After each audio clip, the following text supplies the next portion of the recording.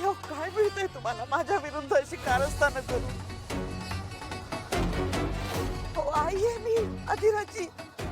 नवरा गेल्यावर 3 मुलांना कसं जपलंय हे माझं मला माहितीये. हो की नाही समर?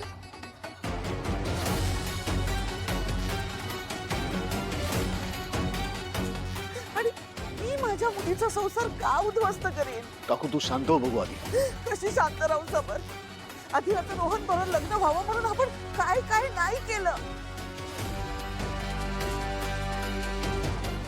आमचं सोड, तू तू यांच्या मुलीशी लग्न सुद्धा केलंस रे मनाविरुद्ध. सुरुवातीपासून आपण हेच म्हणत होतो की सरपोतदार फॅमिली आपल्या स्टेटसची आहे की नाही यापेक्षा अधिराचं प्रेम तिला मिळणं महत्वाचं आहे.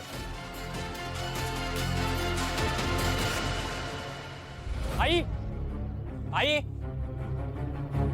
आई कुठे आहेस तू?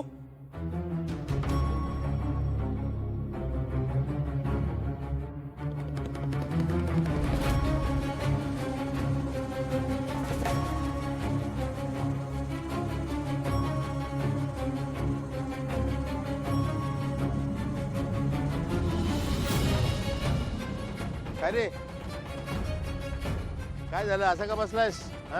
रोहन बरा आहेस ना? टेन्शन आहे का काही? आई माझे ना पेशन्स संपत आलेत आता. आईचं वागणं खूपच एस्केलेट होत चाललंय ग. ही आदिरा म्हणते ते बरोबर आहे. आईचं वागणं नॉर्मल नाहीच आहे. तर मला वाटलेलं आता जे काही झालं त्यामुळे तिचं थोडं वागणं बदललं असेल, तिला गिल्ट वाटेल, पण नाही. मला असं वाटतंय तिला माझा संसार होऊच द्यायचा नाहीये. ओके एक मिनिट तू शांत हो आधी. मला शांतपणे सांग काय झालंय? अगं आधिरा खूप दिवसांनी घरी आली होती. स्पेशली मला सरप्राईज द्यायला आली होती. इतक्या दिवसांनी आम्ही भेटत होतो, सगळं खूप छान होतं, आम्ही खूप खुश होतो. पण आई माहितीये ना तुला, तिला बघवलं नसेलच हे. आली आणि तिला टोमणे मारायला लागली. आणि आता आधिरा पण तुला माहितीच आहे, शब्दाला शब्द लागले आणि दोघी भांडल्या. गेली आधिरा पण चिडून आणि आई पण आता कुठे काय माहिती. रोहन तुझ्या आईला माझ्या समोर आत्ताच्या आत्ता फोन लाव, विचार तिला ती कुठे आहे? आई माहिती बापा मला. कुठे गेली ती? थांबा थांबा थांबा, काय खोटं बोलताय तुम्ही? सराईपणे खोटं बोलताय तुम्ही. रोहनची खोटेपणाबद्दल तुम्ही आम्हाला सांगू नका.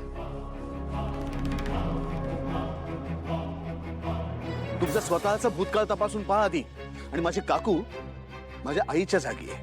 आई मानतो मी तिला, तिच्यावर पूर्ण विश्वास आहे माझा.